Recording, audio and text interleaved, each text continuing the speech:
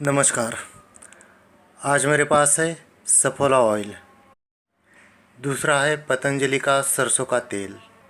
आज मैं आपको तेल के बारे में जानकारी बताऊंगा और फिर कौन सा तेल आपको यूज़ करना है वो आप खुद डिसाइड करेंगे।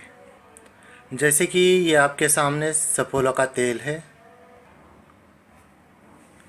यह बिल्कुल पतला सा पारदर्शी जैसा दिखता है और इसकी स्मेल भी कुछ खास नहीं आती, ना के बराबर ही है। और दूसरा जो है ये सरसों का तेल, उसके मुकाबले थोड़ा सा गाढ़ा दिखता है और स्मेल भी आती है। तेल के जो मुख्य दो गुण होते हैं, पहले मैं उसके बारे में बताता हूँ। एक तो स्मेल और दूसरा उसका चिपचिपापन। तेल की जो स्मेल होती है वो तेल का प्रोटीन तत्व होता है और जो उसका चिपचिपापन होता है वो उसके अंदर के फैटी एसिड होते हैं। जब भी तेल को रिफाइंड करते हैं या माइक्रो रिफाइंड करते हैं, उसका स्मेल और चिपचिपापन दोनों चले जाते हैं। इसका मतलब उसके अंदर का जो प्रोटीन तत्व है वह भी नष्ट हो जाता है और जो फैटी एसिड है वह भी नष्ट हो जाते हैं, जिसके लिए हम तेल खाते हैं। हिंदुस्तान में हज़ारों सालों से कोयले से तेल निकाला जाता था और वही यूज किया जाता था और घानी से निकला हुआ सीधा सीधा साफ शुद्ध तेल यूज किया जाता था और उससे कोई परेशानी, कोई प्रॉब्लम भी नहीं आती थी। लेकिन आजकल हमारे देश में सबसे ज़्यादा रिफाइंड तेल बिकता है, माइक्रो रिफाइंड बिकता है और साथ ही कुछ ब्रांडेड तेल कंपनियां भ्रांति फैला रही है कि उनका जो तेल है उसमें ज़ीरो कोलेस्ट्रॉल है।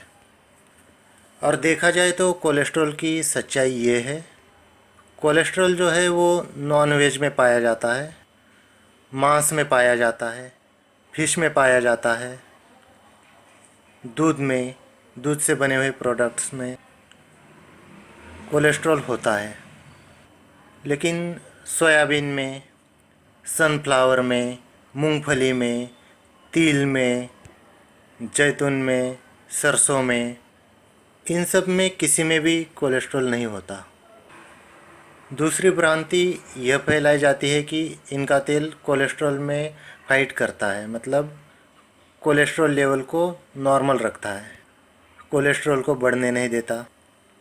उसकी सच्चाई ये है कि हमारे शरीर में कोलेस्ट्रॉल का लेवल जो है हमारे शरीर के अंदर के फैट के प्रकार पे डिपेंड करता है।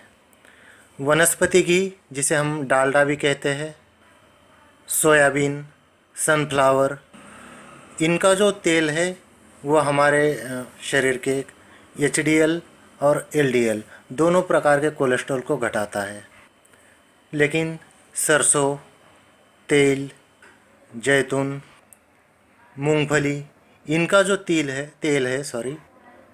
वो हमारे शरीर के एलडीएल को कम करता है लेकिन एचडीएल के लेवल को बनाए रखता है। इनका तेल हमें खाना चाहिए।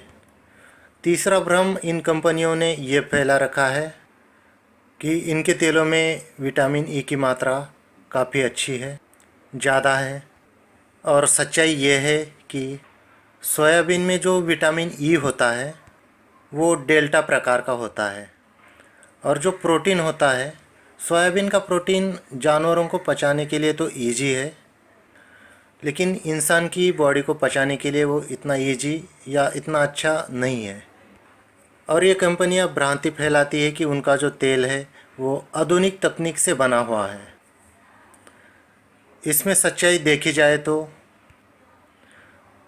सोयाबीन का तेल निकालने के लिए कास्टिक सोडा और दूसरे दो प्रकार के रसायनों का उपयोग किया जाता है।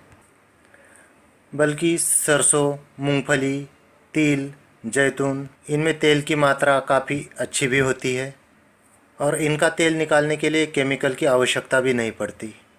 जैसे कि मैंने शुरू में बताया था, जो ये रिफाइंड तेल होते हैं इनकी स्मेल भी नहीं आती और ये काफ़ी पतले होते हैं, चिपचिपापन इसके अंदर नहीं होता।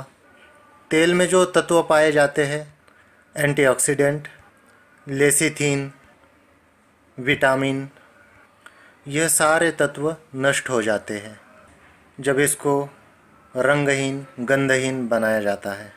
प्रोसेस के दौरान तेल को कंपनियों में बार बार गर्म किया जाता है, फिर ठंडा किया जाता है, जिसकी वजह से ये तेल ट्रांस बन जाता है और हमारा शरीर ट्रांस पचा नहीं पाता और ये ट्रांस हमारे धमनियों में अवरोध निर्माण करता है, हमारे खून में कोलेस्ट्रॉल की मात्रा को बढ़ा देता है। तेल का रंग नष्ट करने के लिए एनिमल चारकोल, हड्डियों का कोयला या फिर प्लास्टर ऑफ पेरिस मिलाया जाता है और स्टीम से, भाप से उसका गंध जो है, स्मेल जो है, वह नष्ट की जाती है और इस प्रोसेस में वह सारे तत्व नष्ट हो जाते हैं जिसके लिए हम तेल खाते हैं। तो अब आपको डिसाइड करना है कि आपको कौन सा तेल यूज करना है, रिफाइंड तेल यूज करना है या शुद्ध तेल यूज करना है।